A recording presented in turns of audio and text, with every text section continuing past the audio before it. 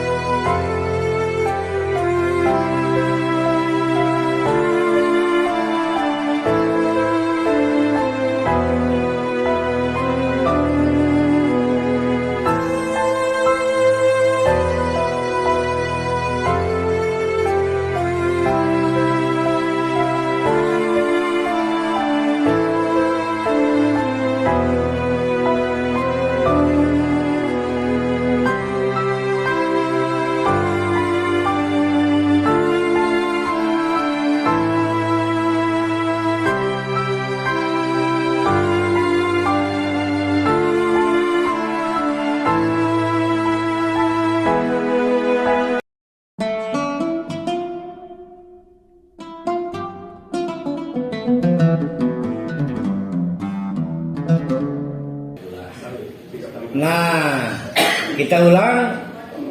Jadi hambatan dakwah Nabi Nuh pada persoalan apa? Persoalan kepastian berusaha, yaitu menganggap perlunya status quo. Ini bukan soal bid'ah, bukan soal yasinan, bukan. Maka yang punya kepentingan menolak Nabi Nuh adalah oligarki. Faqalal malak, maka direspon oleh para jadi pemilik kapitalan. Kan terancam ini. Kalau dakwah Nabi Nuh ini lancar, maka seberapapun modal yang dimiliki dia kehilangan kaki dia. Kan putus mata rantainya. Jadi satu sisi ada pengusaha kecil butuh modal dari pengusaha besar. Di sisi lain pengusaha besar juga ketakutan gak ada pengguna modalnya. Jadi ini udah lingkaran setan. Tapi yang paling risau adalah pengusaha besarnya. Maka faqala al-mala'u, al-mala', mala itu artinya penuh, menyita perhatian. Kalau di koran Fatih Alam pertama gue digede, Syafruddin, Badri, Tatu, Panji, menyita perhatian, maka disebut mala'un. Faqala al-mala'u, maka penggede-penggede itu merespon. Siapa mereka? Mereka adalah alladzina kafaru, yang memutuskan untuk menolak dakwah Nabi Nuh. Min qaumi, sebetulnya bukan orang lain, sama-sama pribuminya dengan Nabi Nuh. Apa responnya? Beberapa respon. Kalau di teman-teman pesantren disebutnya beberapa subhat. Yang pertama, manaraka illa basyaron mislan. Kami ini tahu kecil kamu, remaja kamu, dewasa kamu, bingung apa faktor istimewanya. Kamu ya sama aja dengan saya. Bedanya kamu miskin, saya kaya. Jadi apa daya tarikmu sehingga saya harus menerima ajaran kamu? Nah ini kadang-kadang memang merepotkan. Contoh saya ceramah di Pontang. Pati jarak jemai si rumah kita ngurus si lagi umbelan je. Lakukan penghargaan itu.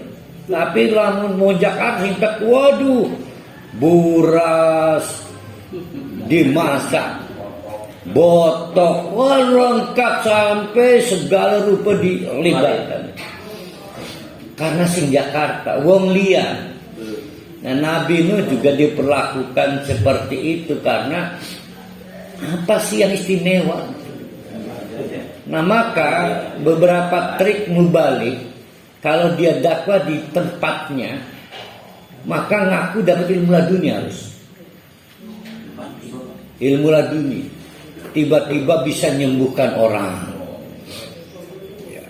Baru dia punya ini dia punya power sebagai mubalik.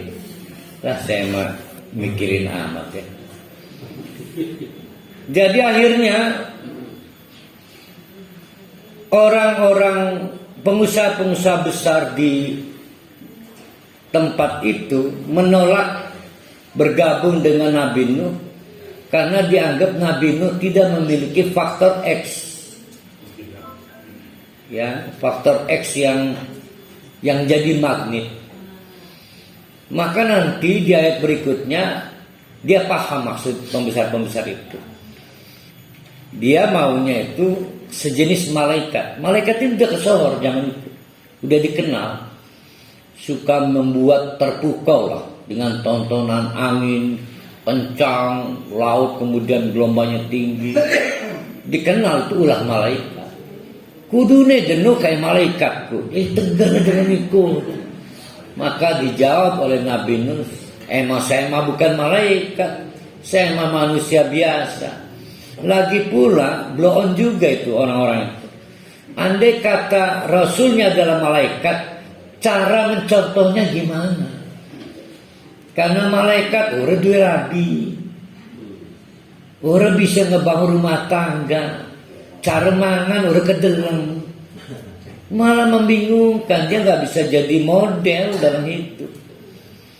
Makanya kalau ustadz nggak pengen ditiru, abuya nggak pengen ditiru, salah dia. Kan lebih banyak kalau udah mulai khos, istimewa ustadz itu nggak mau sama dengan jamaah. Cara jalannya di slow motion kan.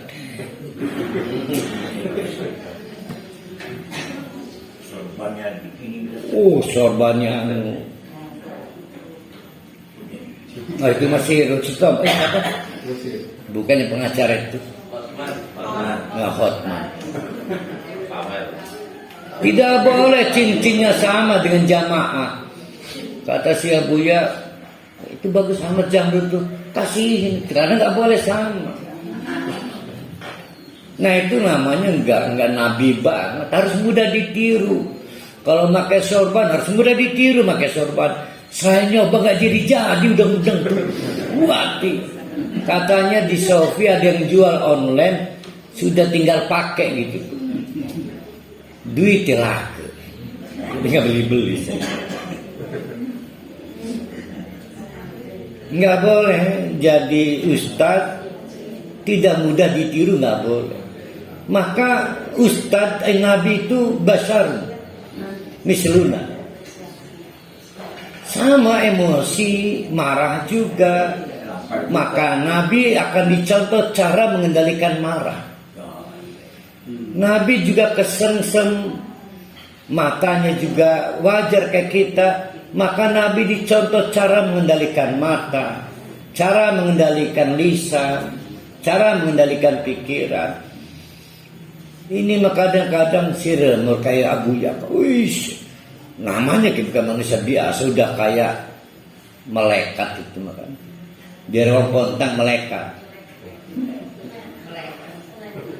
Dua, yang pertama tadi kami pengusaha-pengusaha besar tidak melihat Nabi Nuh punya faktor X. Dua, wa ma nara kattaba'aka, dan faktanya yang sudah menjadi pengikutmu itu adalah illal ladina hum aradilna, orang-orang yang kelas ekonominya terendah, orang-orang miskin. Wajar mereka mah penasaran cara kaya gimana ya, mencoba gagal. Siapa tahu ikut Nabi Nuh jadi kaya, diduga begitu. Jadi namanya beragama obsesif. Jadi banyak juga memang orang memutuskan hijrah karena penasaran, nggak sembuh-sembuh dari penyakit.